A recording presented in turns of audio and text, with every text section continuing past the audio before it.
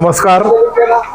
आज जुन्नर तालुक्यामधलं एक दिग्गज ज्येष्ठ आमचे राष्ट्रवादी काँग्रेस पक्षाचे नेते, ज्यांनी फक्त आदिवासी समाजालाच दिशा दिली नाही तर संपूर्ण जुन्नर तालुक्याच्या राष्ट्रवादी काँग्रेस पक्षाला दिशा दिली, ते आदरणीय दादाभाऊ बगाड यांचं निधन झाल्यामुळं राष्ट्रवादी काँग्रेस पक्षामध्ये विशेषतः खूप मोठ्या प्रमाणामध्ये शोककळा पसरलेल्या आहेत.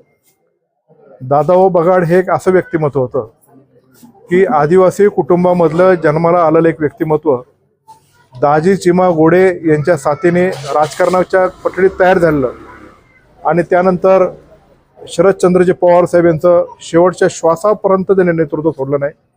आदरणीय मधुकर पिचड साहेब, आदरणीय वल्लभशेठ बेनके साहेब यांच्या मदतीने एक मोठं झालेलं विविध पदांवर त्यांनी ते पदं भूषवली. मग ते आदिवासी विकास संस्थेचे अध्यक्ष राहिले, ते आदिवासी विकास महामंडळाचे संचालक राहिले, त्यांचा मुलगा गणपत बगाड हा पंचायत समितीचा सदस्य राहिलेला आहे आणि अशा वेगळ्या वेगळ्या पदांवर त्यांनी काम केलं आणि समाजाला एक चांगली दिशा देण्याचं काम केलं. विशेषतः आदिवासी समाज आत्ता शिकला, सवारला आणि त्यांची पुढची पिढी अत्यंत सुदृढ झालेली आहे. पण तेव्हा काळापासून समाजाला एक चांगल्या मुख्य प्रवाहामध्ये आणणं आणि इतर ओपनचे समाज असेल किंवा त्यांच्यामध्ये समरस होऊन पुढे नेणं तेव्हा खूप कठीण होतं. तेव्हापासून दादाभाऊ बगाड हे अत्यंत काम करत होते. मी तर लहानपणापासून त्यांना पाहतोय. कायम वल्लभशेठ बेनके साहेबांच्या आमच्या घरी वावर किंवा बेनके साहेब त्या दौऱ्यात असतात तर दादाभाऊ बगाड कायम बरोबर. आणि ती जी बगाडवाडी आहे ती राष्ट्रवादी काँग्रेस पक्षाचा बालेकिल्ला असायचा, म्हणजे अजूनही आहे. होणाऱ्या मतदानापैकी 90% राष्ट्रवादी काँग्रेस पक्षाच्या प्रति होणारे एक 5-6 गाव आहे, त्याच्यामध्ये बगाडवाडी एक प्रामुख्याने आहे. आणि जर जे चूक असेल त्याला तोंडावर चूक म्हणण्याची धमक त्यांच्यामध्ये होती. पर बेनके साहेब आणि मधुकर पिचड साहेबांना पण जर एखादं चुकत असेल तर ते म्हणायचे की हे चुकीचं आहे आणि मला हे पटत नाही.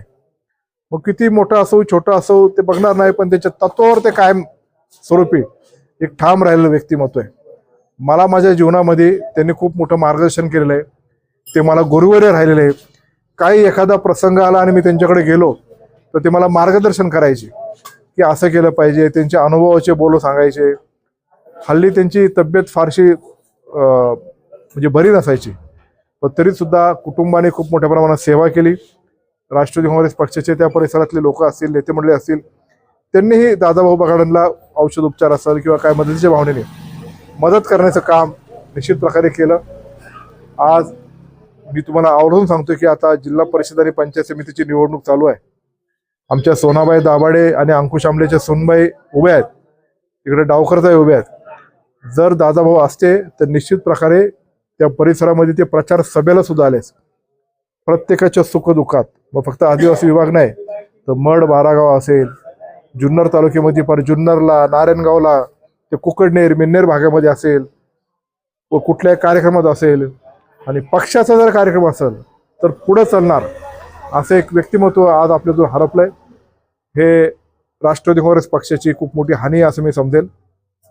दादाभाऊ बगाड यांना शरद पवार साहेबांनी पुरस्कार दिला होता की निष्ठावान सखा सोबती म्हणून एक प्रमाणपत्र दादाभाऊ बगाड साहेबांना दिलं होतं. संभाजी अण्णा लोहोटेंना दिलं होतं. असे एक जे ठराविक लोक जे तेव्हापासून पवार साहेबांना राहिले, शिवाजीराव खैरे जे माजी सभापती, त्यांना ते एक प्रमाणपत्र स्वतः साहेबांनी दिलं होतं. ही एक जीवन कसं जगावं, एक आदर्श जीवन असं दादाभाऊंकडून शिकण्यासारखं आहे. त्यांच्या जाण्याने आमच्या पक्षाला खूप मोठी पोकळी झालेली आहे. त्यांच्या कुटुंबाच्या दुःखात आम्ही सहभागी आहोत.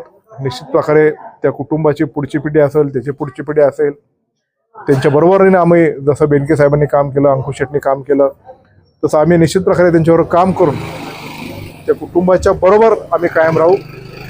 त्यांचे जे चिरंजीव होते गणपत बगाड, ते पंचायत समितीचे सदस्य झाले आणि तदनंतर त्यांना पण एक कुठल्या तरी आजारामुळं त्यांचं निधन झालं. तो दुःख दादाभाऊ तेव्हा पेलू शकले नव्हते.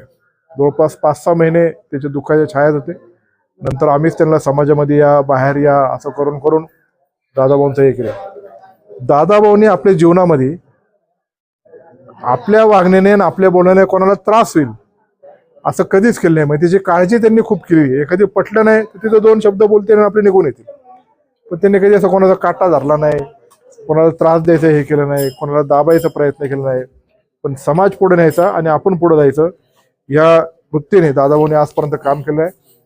त्यांच्या पवित्र आत्म्यास मी बेनके परिवार आणि राष्ट्रवादी काँग्रेस पक्षाच्या वतीने भावपूर्ण आदरांजली अर्पण करतो. ओम शांती, ओम शांती.